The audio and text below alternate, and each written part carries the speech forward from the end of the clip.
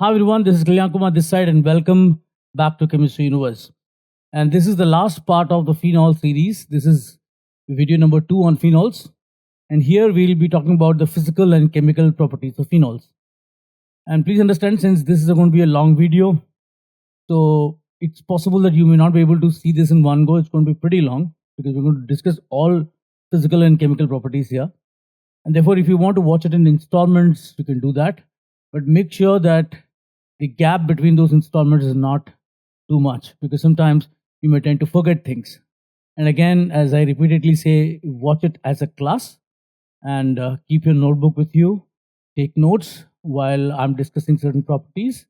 And whenever I give you questions to do, make sure that you pause the video, you do the question, play the video back to get the solution. So with that out of the way, let's get the ball rolling and let's start with phenol video number 2. This is physical and chemical properties of phenol. All right, so let's look at this. First, we will obviously talk about the physical properties. Now, phenol is a colorless hygroscopic crystalline solid. Now, what happens is when if you look at phenols, and I'll try to put a video of phenols if possible. These are crystalline solids. They're white in color, and which is why we call them colorless. Generally, white is referred to as colorless. Sometimes it is referred to as white. And they are highly hygroscopic, meaning that if you expose them to air, they tend to take moisture from the air and they will become sort of squamish, something like a paste. So it is very important to keep them under dry conditions.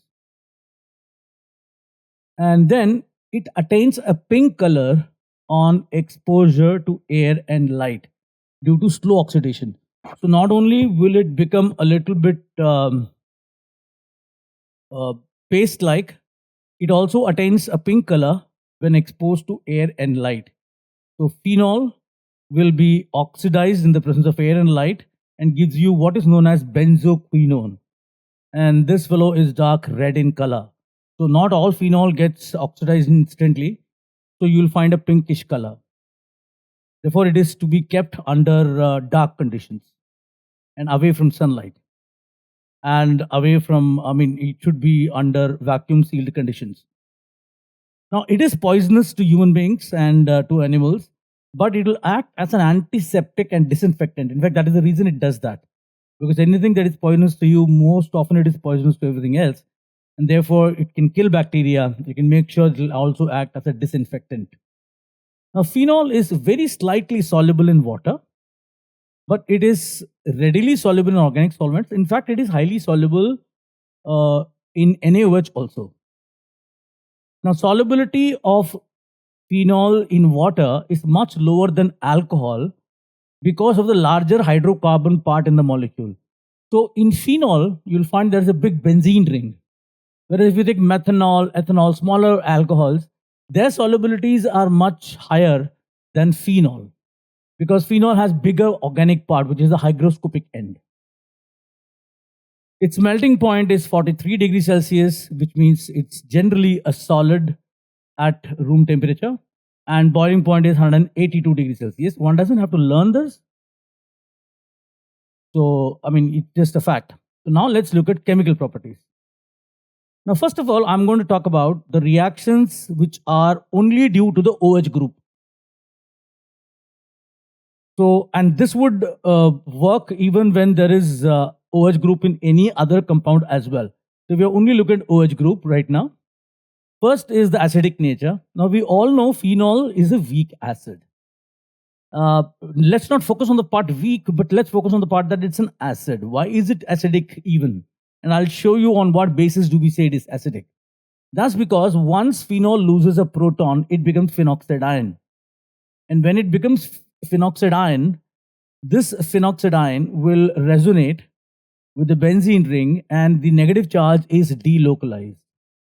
Can you see that? And we have discussed this in acidic strength in GOC. And due to this resonance, the negative charge is relatively well delocalized. So the anion is stable and therefore it can behave as an acid. And obviously we know that since it's a negative charge, If you have electron withdrawing groups, they will increase the acidic strength. And if you have releasing, they will decrease it. We know this. Now, phenol is a stronger acid than alcohols, but weaker than carboxylic acids and even carbonic acid. So the fact of the matter is that in alcohols, there is no delocalization. So phenol are more acidic than alcohol. Phenols are less than carboxylic acid, even though we find that in carboxylic acid, there are only 2 resonating structures. But since both of them are equivalent and both of them have the minus on O, whereas in phenol, you will find only one structure in which the O, the minus is on O. In all the others, it is on carbon. So carbon being less electronegative, the negative is not that stabilized. So it is less stable than all carboxylic acids. In fact, it is less stable than even H2CO3, carbonic acid. Okay, the acidic nature of phenol is observed in the following manner. One is that phenol is able to change blue litmus to red. That's a test of acids. And highly electropositive metals react with phenols. This we have discussed before. Whenever you have a metal with a even slightly acidic compound, the highly electropositive metal would tend to oxidize and reduce the H+, giving you the salt and hydrogen gas. And phenol also react with strong alkalis to form phenoxides, as I said in the beginning, highly soluble in NaOH. And the reason is this. But remember, phenols do not react with NaHCO3 because phenol is weaker acid than carbonic acid. That we've already discussed. And we have discussed acidic strength in detail in GOC. And 2,4-dinitrophenol and picric acid are the only phenols that dissolve in NaHCO3. Because 2 nitro compounds at 2 and 4 positions would really increase the acidic strength. And picric acid has 3 NO2, so it will definitely increase the acidic strength. The next is the reaction with zinc dust. Now here, you just need to know the reaction. But if you're interested in the mechanism, I'll show you the mechanism, but there's no need to learn it. So you have phenol reacting with zinc, and immediately OH group is removed and you get benzene. It's one of the best ways of converting a phenol directly to benzene. Now, how does it happen? Remember, as I said, this is only optional. If you really are interested, you can do this or you can skip to the next reaction. Now, phenol, you know, is in equilibrium with phenoxide and H+, right? It's acidic strength. Now, this H+ reacts with zinc and it takes 1 electron from zinc. So, H+ becomes H atom while zinc becomes zinc plus. At the same time, the phenoxide ion, the bond between carbon and oxygen, this particular bond, this breaks homolytically. So if it breaks homolytically, what do you think will happen? The O minus will become a radical. It will not become O2 minus, remember. It's not taking any extra electron. It's taking its own electron. So it's become O minus radical and you will get a benzene radical. So you get a benzene radical with a O minus radical. Now this benzene radical mates with the H radical and gives you benzene. Now why did it not mate the O radical? Well, the fact of the matter is these have something to do with the bond energy. Now remember, we got the zinc plus from there and the O minus from here. Now this zinc plus gives 1 electron to this O minus radical. That will convert the O minus radical into O2 minus ion, and zinc itself will become zinc 2 plus, and essentially forming zinc oxide. The next reaction is acylation. Now acylation, phenol react with carboxylic acid anhydrides or acid chlorides to yield phenyl esters. Now if you remember in EAS, I had talked about this particular point, that you cannot do alkylation or acylation on a benzene ring if it has strongly activating or strongly deactivating groups for electrophilic substitution. Now OH is a strongly activating group.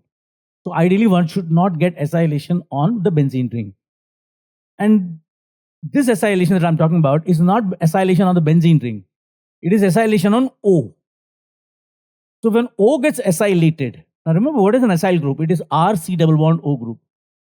So if you have this RC double bond O group, that is an acyl group. Now, if that gets attached to a phenol's O, won't you get an ester? So this acylation is actually part of that. So when we write acylation, we are not doing acylation of benzene, number one. Number two, once you get this ester, using this ester, you can acylate the benzene ring. Meaning this acyl group can be made to go into this benzene ring to one of the carbons, and the H of that would go to the O to give you a phenol acylated. If you want to acylate phenol, you cannot do it directly. You first acylate the O, then you put a different set of reagents. It cannot happen just by acylating O. When you do acylation of O, you will get only ester. But if you want to do further acylation of benzene, then you treat it with a different set of reagents, which we will discuss. It's called Fry's rearrangement. And once that happens, then the benzene can also be acylated. So what happens is you have phenol. It reacts with the same set of reagents that we generally do for acylation. You can use an anhydride or an acid chloride. But in electrophilic substitution, we used to do this with AlCl3. Whereas here we are going to use a base, remember, because we want the O minus to be the one to be acylated. So we use NaOH, and voila, you get the acylated compound, but the acylation is on O. You get an ester, a phenyl ester. Now, how did this happen? Pretty simple. You have OH in the presence of base, it will become O minus. O minus is going to act as a nucleophile. I'll just show you the reaction first. So this O minus attacks the carbon. Pi bond shifts to O, then comes back and the Cl leaves. And Cl minus is eliminated. And you get ester. Now if you use anhydride, the O minus will attack the carbon. This will come back, and this will leave. And you will get the carboxylate ion going off, and you will get ester again. Now here, you will also have this issue that sometimes I will do the reaction. If I have O minus, in some cases I'll do the reaction with O minus, as if O minus is attacking.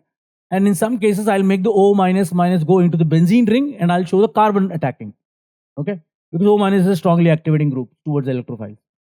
So in some cases I'll make it react with O minus, in some cases I'll react with C of the benzene. And which one reacts where, we will discuss this a little bit later. So, but you will get that once we discuss that, and you have to remember that, whenever these compounds are used, O minus is going to attack, and whenever these are used, the C minus is going to attack. So that is how ester is formed. Now, if the R were very specific, if R were benzene ring, this RCOCl we used, if this was benzene ring, I mean, of course, you will get the same thing, and instead of the R, you will get pH. But the reaction has a specific name for it. It's called the Schötten-Baumann reaction.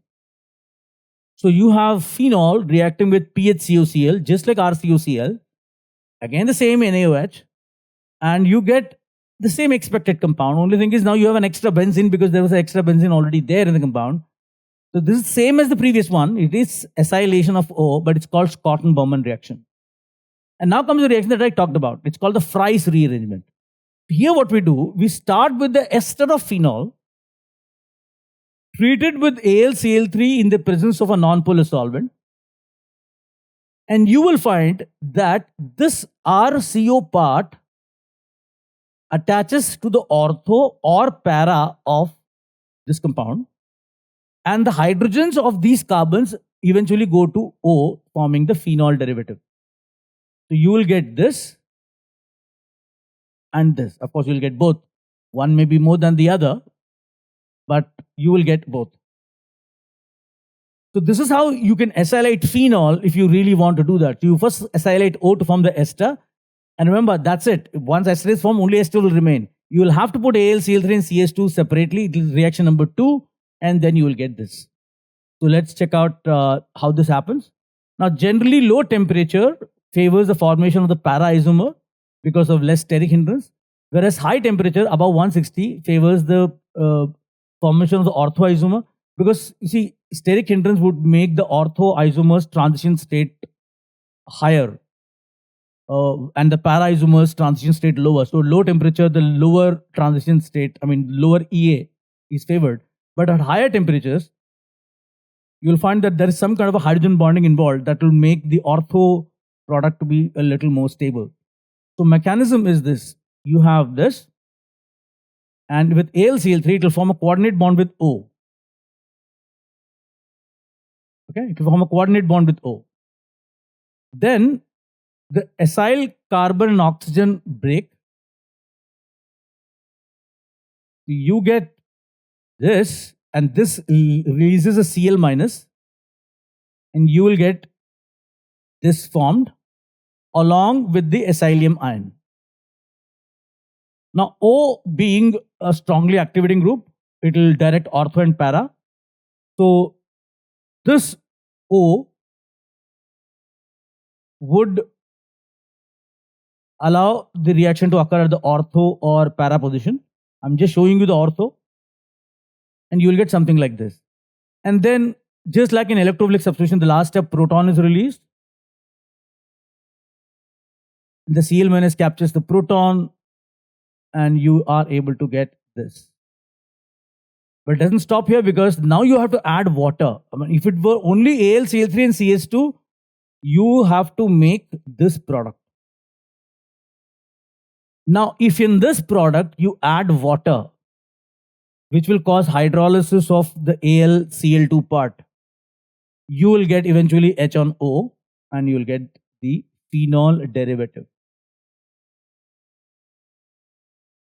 Next reaction is the reaction with ammonia.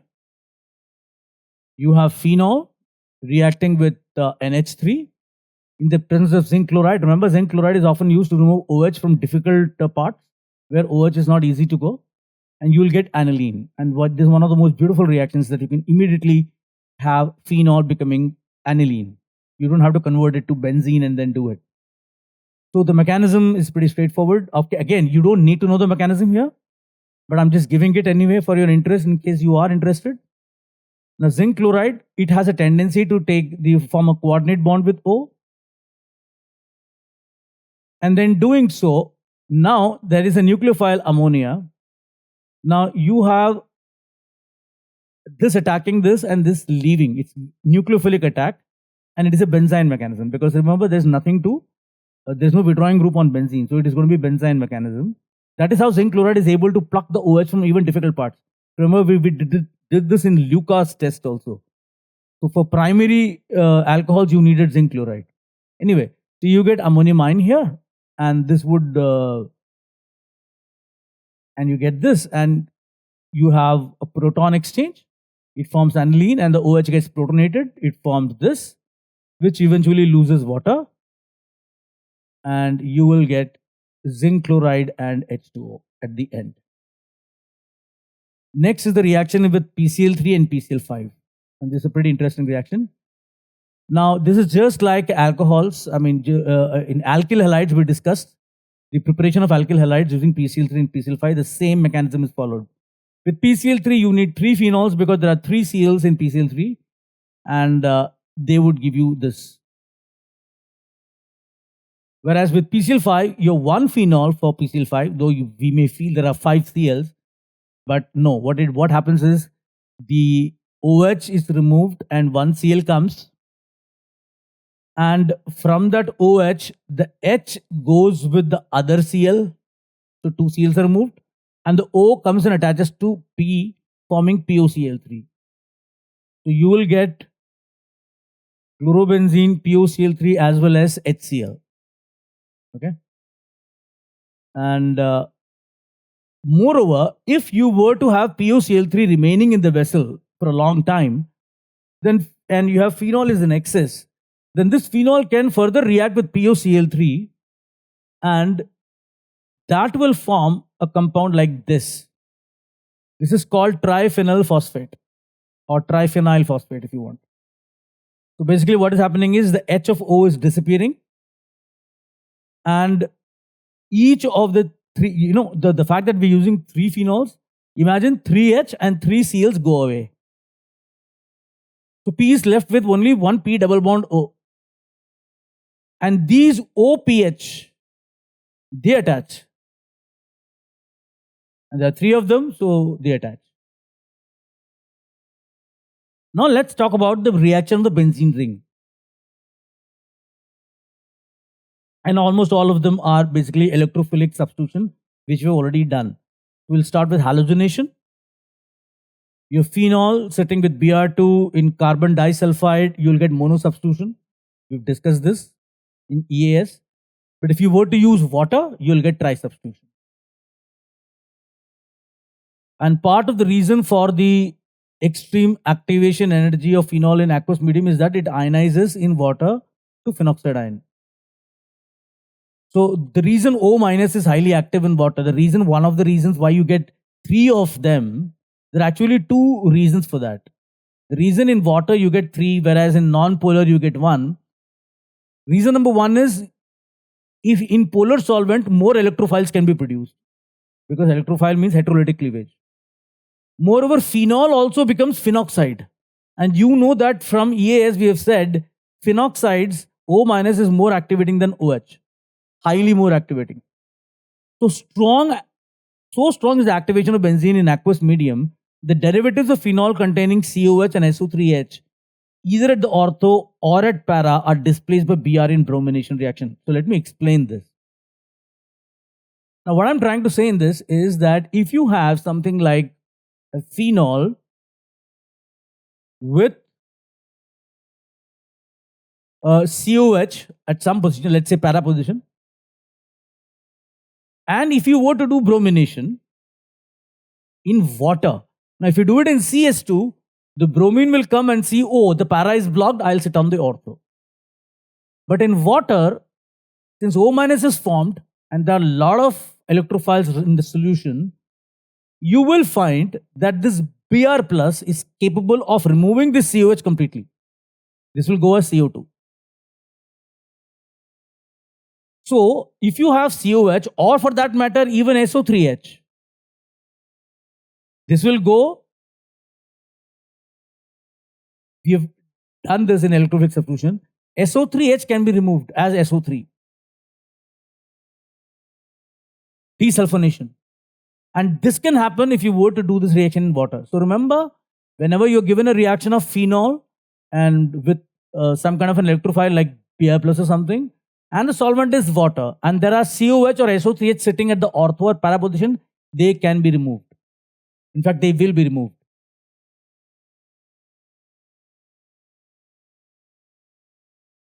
All right, so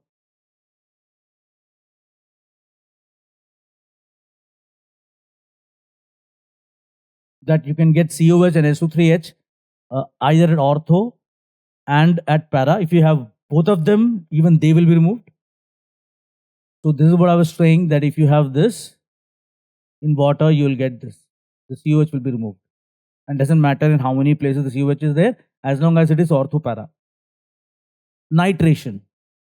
Now, in nitration, we find that whenever you will react phenol with dilute nitric acid, you will get ortho product as the major one, even though you get both. So at low temperature conditions, you will get ortho and para, where ortho is the major one. Now to get the trinitro derivative, concentrated HNO3 will have to be used, which is not advisable as the ring will have a tendency to get oxidized due to the presence of a strongly releasing group. So if you have, and as I said, this is major, you have phenol. If you react with concentrated HNO3, you can get oxidation to benzoquinone, or if you don't increase the temperature a lot, okay, you can get trinitrophenol, even though this is not the ideal way of making it. And this is the, as I said, benzoquinone, and in fact, this is major. So you'll get a bit of trinitro, but trinitro we've already formed, if you remember, when we did the preparation of phenols. There are better ways of doing trinitro. So picric acid, that is this trinitro, can be best prepared as follows. One of the best ways of preparing picric acid is take benzene, do chlorination, you get chlorobenzene, then do nitration, and it is ortho para, it will go to para. Do another nitration, it will go to ortho. Now stop. Now do nucleophilic substitution NaOH. Mechanism is ArSN2, and the OH will substitute. You get this. Now do the nitration again with dilute, and there is no other place for this to go other than the ortho of OH, and you get picric acid. Now, if you want, but remember, so far we have only said that ortho is major at low temperatures, and trinitro can also form. What about if I want para as major? And one might feel that, okay, I'll do sulphonation and block the sort of ortho and then do this. Well, if you do sulphonation of phenol, it will always go to para because sulphonyl group itself is highly hindered. The ortho nitro is major only because of hydrogen bonding. So what happens is that, and moreover, SO3H can also leave. We just saw Br plus was able to remove it. So one of the best ways of preparing para-nitrophenol as major is this. So pure para-nitrophenol is prepared in good yield when phenol is treated with nitrous acid instead of nitric acid. And the product which is para-nitroso phenol is oxidized to para-nitrophenol. So you do this, instead of HNO3, you use NaNO2 and HCl. And if you remember, it forms the HNO2, nitrous acid. And instead of NO2 sitting on para, you will get NO. Here the major is para. Now if you slightly oxidize with dilute HNO3, the NO becomes NO2. So this is the best way of preparing para. So now we have prepared ortho in major, para in major, and trinitro. Then comes sulphonation, pretty simple. You get you get phenol sulfonic acid here. If you use low temperature, ortho is major. Again, hydrogen bonding.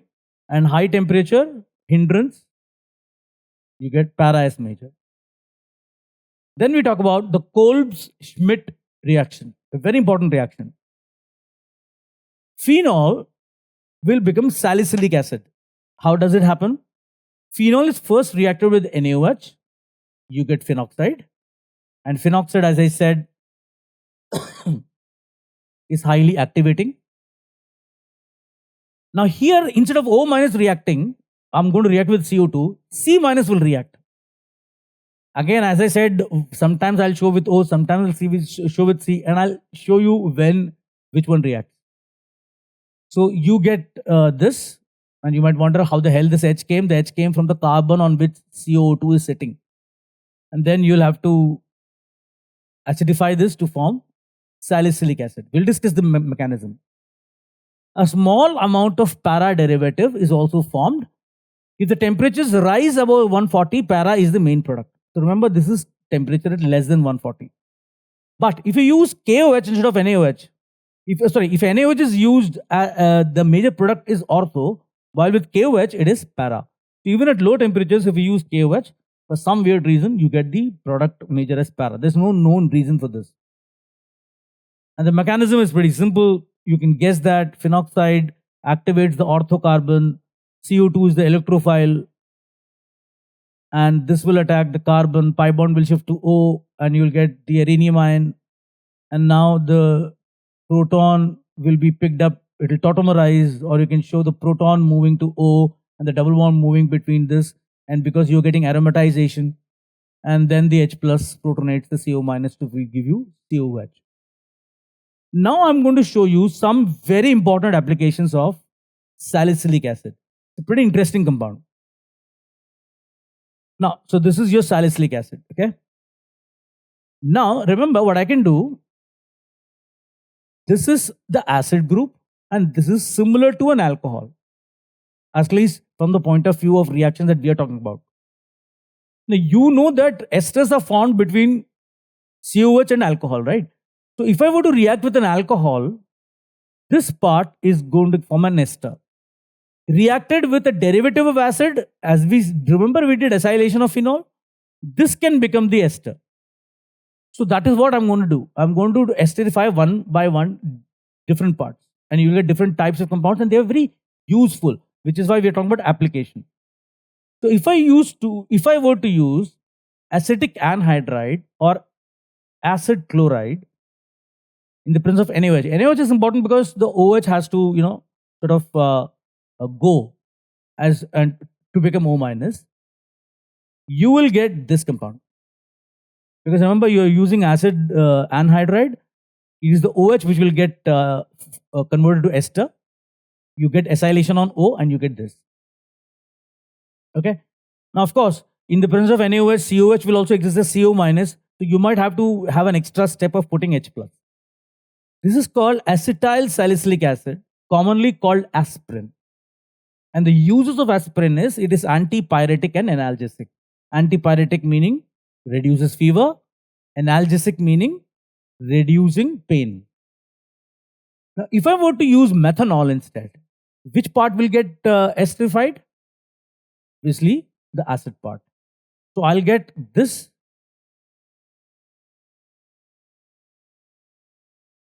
Now this is called methyl salicylate or oil of wintergreen because it is deep green in color. Now this is used as a flavoring for chewing gums and mints, and it is also an analgesic. Again, it reduces pain and it is anti-inflammatory. It reduces swelling. In fact, this is the compound that is used in Iodex. If you remember, Iodex is one of those balms that we generally put when there is swelling and pain. And the reason it is able to do that is because and if you remember, Iodex is dark green in color, and that is because of methyl salicylate. Remember, I can also form an ester in the COH part by adding phenol itself. Phenol is also just like an alcohol in that sense. So you'll get a phenyl ester there. This guy is called phenyl salicylate, and it's also known as salol, and it is used in sunscreens, adhesives, waxes, polymers, and polishes. You have to remember each of these applications. All right, now let's move to the next reaction. That's called the Reimer-Tiemann reaction.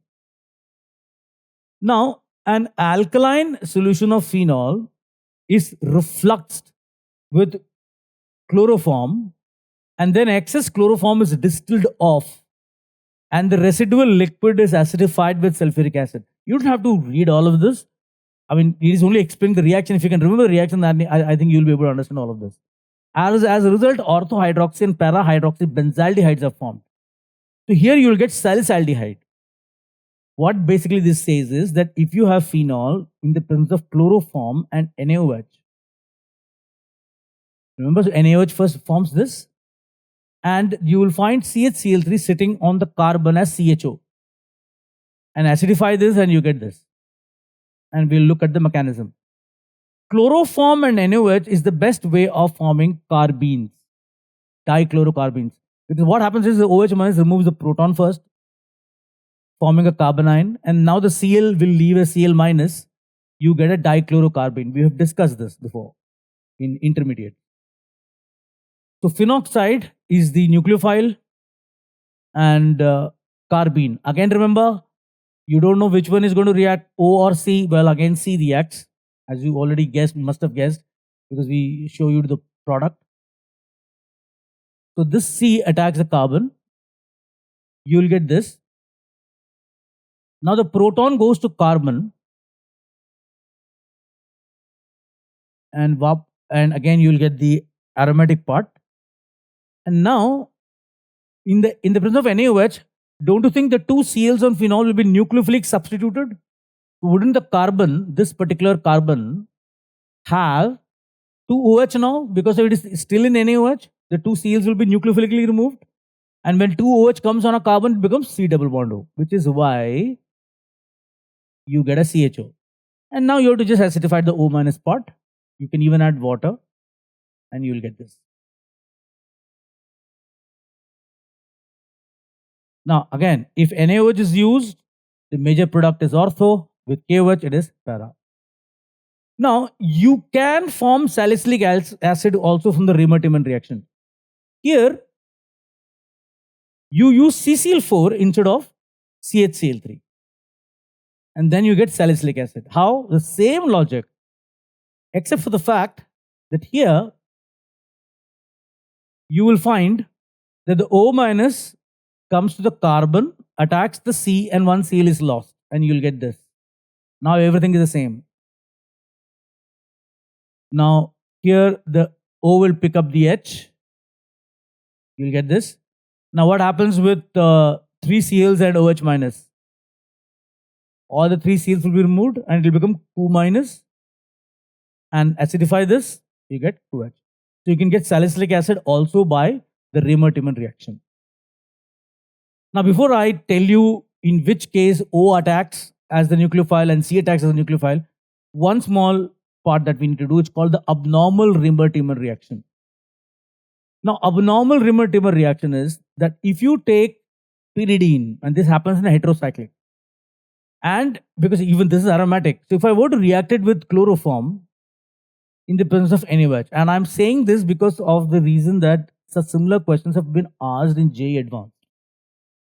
So what happens is you should get ortho at para, because if you remember electrophilic substitution, we have already discussed which positions are likely to be hit by the electrophile, and you will get ortho and para. So ideally, you should get this. Okay. But not only do you get this, you also get something as weird as this. The second part is the abnormal part, because it's got nothing to do with nucleophilic substitution right now. Oh, sorry, electrophilic substitution right now. And the mechanism that has been showed is this, that when you have pyridine, and remember CHCl3 with NaOH must have already formed a carbene. What happens is the attack occurs like this, but the moment this attack occurs, the carbon still remember as a lone pair, and it becomes negatively charged. When this attack occurs, it will attack the ortho, and you will get something like this. Now this is going to rearrange. How is it going to rearrange? The lone pair is going to come and attack this. Now one of their bonds of the ring is going to break like this. Carbon loses a Cl like this. This Cl picks up the H. You can understand what I mean. This Cl will pick up the H.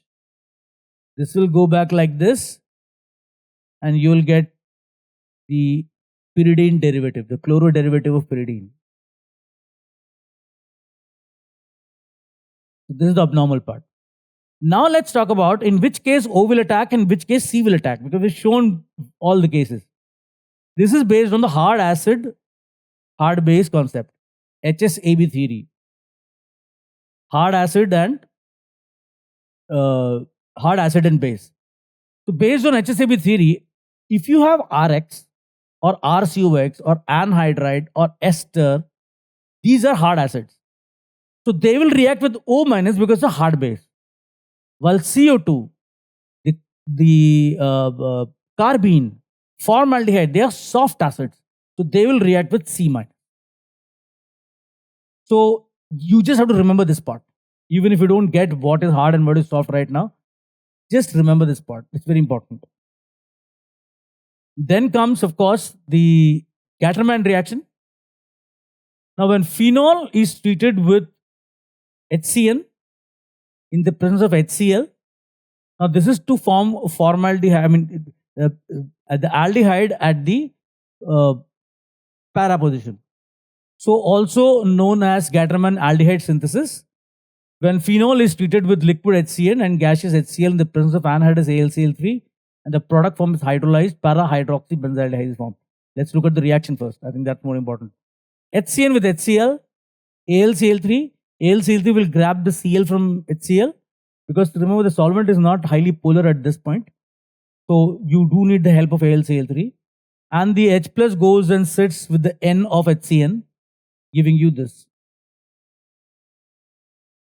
So the H plus attaches to the N of this, and Cl minus is there as a salt. So now you react this with phenol. So what will happen is, again, the para carbon is activated, and the nucleophile is the carbon, the electrophile is the carbon, because what happens is this tends to go to N, and you will get this carbon becoming plus. So what will basically happen is, this will come here. If there's a double bond here, this will go here, and if the double bond here is here, it will go here, and it will pick up this carbon. When that happens, you'll get this. And then because the plus on N is gone, and now the Cl minus also goes off, because this will become plus and there's Cl minus, and eventually you get the H from here going with the Cl minus, and eventually everything returning back to the aromatic nature, electrophilic substitution. Now, but it doesn't stop here, because now you need to hydrolyze it. Remember, of course, it stops here. But if you do hydrolysis, this is called imine. Okay, C double bond N is called imine. You will see more of this when we do aldehyde and ketone, which will be the next lesson. So this is imine, and imine can be hydrolyzed, releasing ammonia to form aldehyde or ketone, depending on what kind of an imine you have. There is an H on carbon, which is why you get aldehyde. If this were a R, you will get a ketone here. And this we will see in aldehyde and ketone. We will see the mechanism and everything. Then comes reduction. Now, phenol can be very easily reduced, catalytic reduction to form, all the carbon double bond carbons are at very high temperature and pressure. All the benzene double bonds can be reduced to cyclohexane. Then we have what is known as the Claisen rearrangement. So this Claisen rearrangement is when you have allyl phenyl ethers on heating undergo rearrangement. Now this is very, very beautiful reaction. Asked sometimes in JEE Advanced, so make sure that you get this. So you have this, okay? This is an ether. On one O you have a pH setting, on one O you have a carbon setting. But what you notice is this carbon is the one which is having the isotope, C14. The beauty of this reaction is, when you heat this, look at what happens. So this carbon is now attached to O. So this carbon is attached to C, and you get the double bond on the C14 carbon. So this ether has given you an alkylated phenol, but with the end carbon. Okay, so let's get this. And of course, you may ask, what will happen if the ortho is blocked? Well, the other ortho is available. What will happen when both ortho are blocked? Well, para is available. Now, this is the way I'm drawing it. So what happens on heating? Remember, everything is happening in heating. No reagent is added. So on heating, this pi bond will form a bond with the carbon. This pi bond will go to O. This bond will break to form this carbon. And you get this transition state, which will eventually lead you to this. But since it is not aromatic right now, so and it will undergo tautomerism to become aromatic, you will get this. And remember, this is what we wanted. Look at how beautiful this reaction is. Now, I know you might find somebody saying reaction is beautiful as a little odd, but it is. Okay, if ortho is blocked, well, the other ortho is always available. What will happen when both ortho are blocked? Well, para is available. The next one is called the Lederer-Manasse reaction. Here we react the phenol with HCHO, and this leads to one of the very important polymers called bakelite. A phenol condenses with excess of formaldehyde in the presence of NaOH or weak acid to form a polymer known as bakelite. Basically what happens is, phenol is reacting with formaldehyde in the presence of NaOH, and you get this product. Now, how do you get this product? I want you to figure this on your own. Remember, the starting point is NaOH will remove the H plus from phenol, and that will activate the para position. And that para carbon will attach to the carbon of this formaldehyde. Eventually, the H is plucked by the OH, and you'll get this. Okay. So you get this. Now, this is 60% and this is 40%. Ortho and para.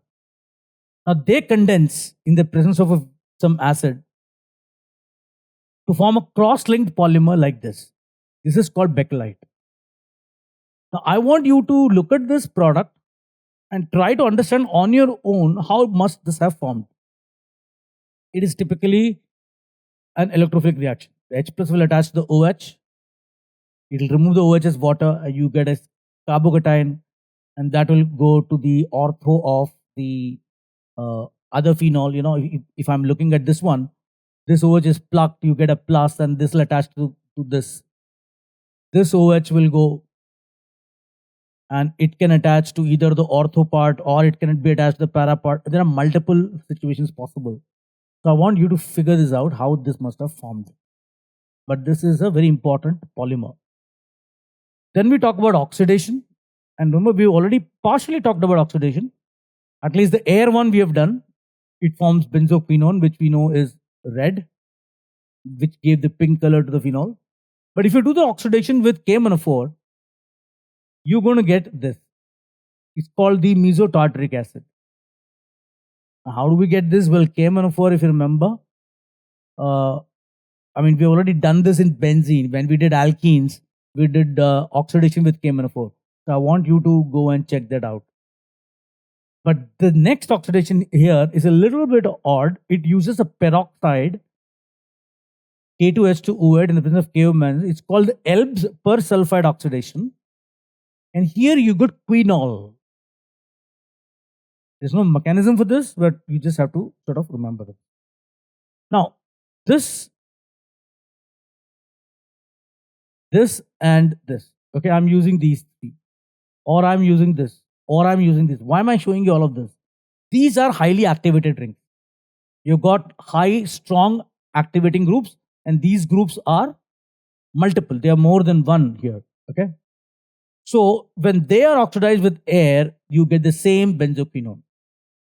That is the purpose. So it's not just for phenol, it's there for aniline also.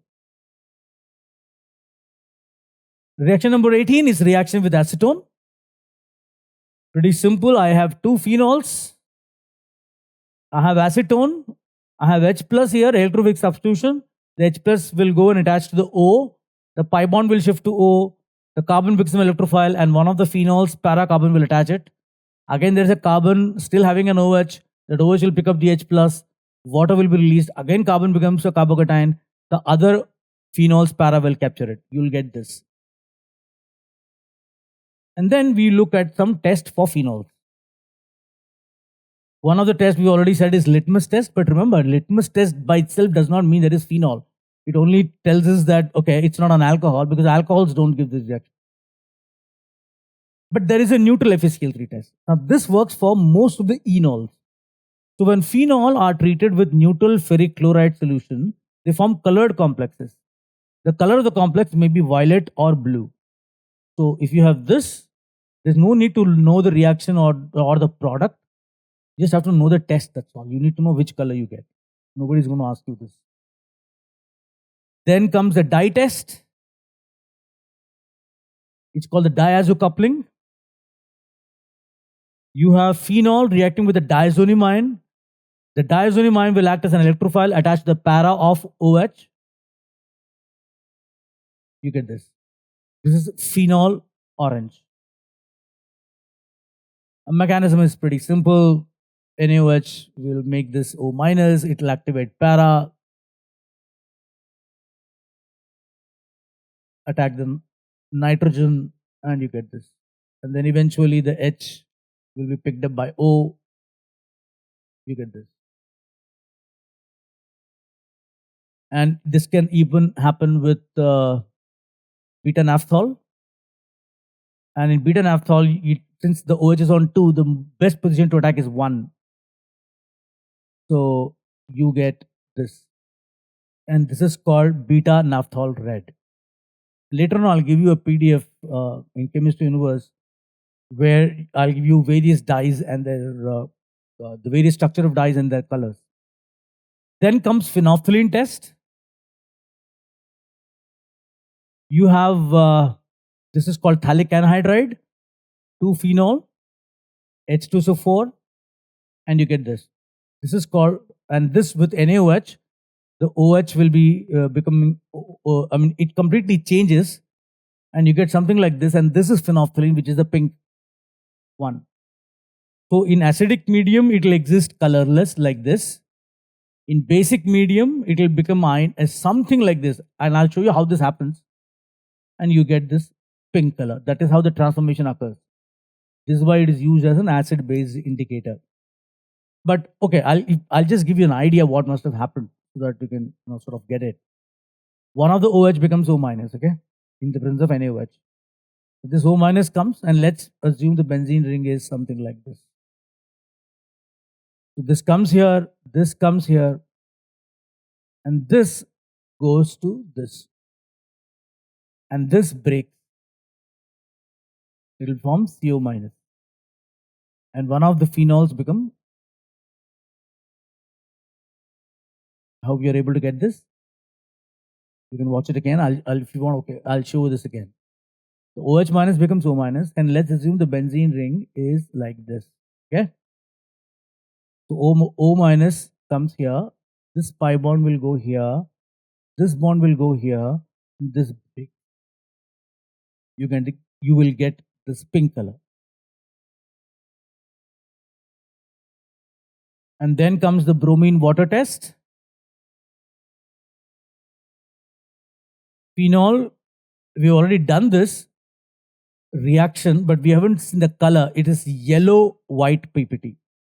So this also confirms the presence of phenol. Ceric ammonium nitrate test. Well, again, there's no need to know the reaction. The only thing is you need to know the color of phenol, that is blue-black. You used to get a red color with alcohols. You get a blue-black color with phenol. And then there comes the Liebermann Nitroso test. Now this again, there's no need to know the reaction, just need to know the steps. Phenol is first reacted with NaNO2 and HCl. You'll get the Nitroso product, right? So this is what you get. Now tautomerism, even though it will occur to a very small extent because you're breaking aromatic character, but let's assume it does give you this because the further product is depending on this. You get a deep green color. Now when this solution is poured in excess of water, in the presence of phenol, the color changes to red. And when NaOH is, so this with phenol would become this. I mean, it is basically electrophilic substitution. On the phenol that is being added, it is this N is attaching to the para. The OH goes as water. And this is called the indophenol red. Now, when NaOH is added to this, the solution becomes blue, deep blue. How does this happen? NaOH? Well, it just converts the OH into ONA. That's as simple as that. This is indophenol salt, this is blue in color. Just imagine, one H is replaced by NA and the color changes. And now near the end, the uses of phenols. We already discussed it is antiseptic. The use in soaps and lotions. Now this particular phenol derivative, this is called Dettol, 2,4-dichloro-3,5-dimethylphenol. Again, antiseptic. It is used in the manufacture of azo dyes, phenolphthalein, picric acid, we've done all of that, cyclohexanol, solvent for rubber, plastics, bakelite, we've already seen that. In the manufacture of drugs like aspirin, Salol, phenacetin, oil of wintergreen, and it is used as a preservative for ink. So to stabilize ink, we used to use fountain pens once.